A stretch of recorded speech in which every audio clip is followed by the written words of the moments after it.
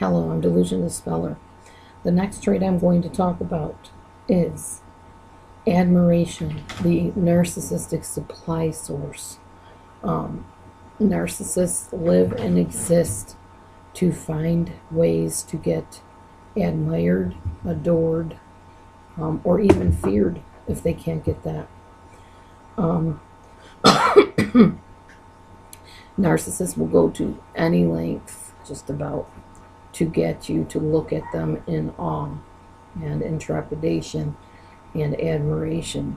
They want to present themselves as somebody that everybody wants to be like, sound like, look like. The somatic ones, of course, are all about the looks. In fact, the one narcissist in my life used to actually tell me that she was a trendsetter in her whole entire town. She would wear some crazy jeans and women would look at them and say, "What on earth do you have on?" And then she would say, "Well, the next year everybody had those jeans on because I set the trend for that fashion." Now, okay, if you really are responsible for like fashions in your town, then fine, but most people not so much.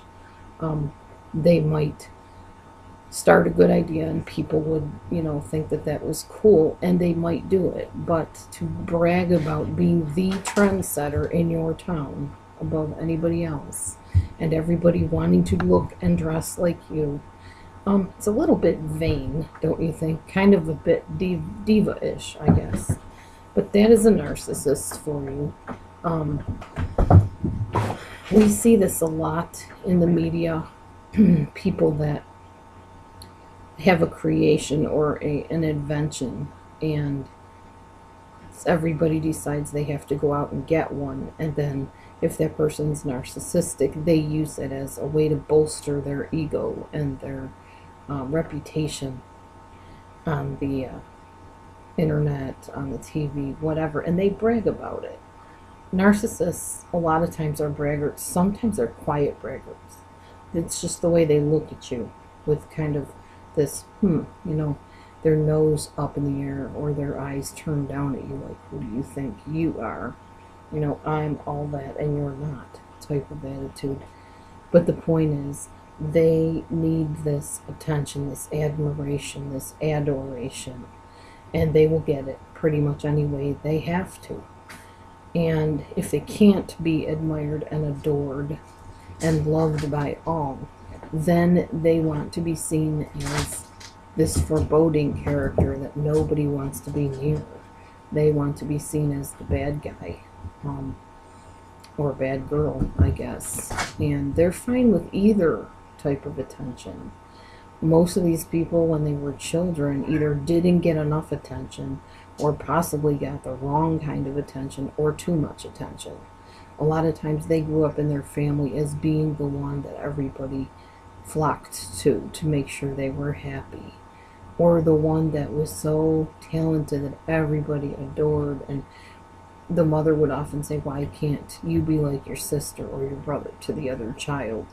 So we talk about a lot of times the scapegoat and the golden child.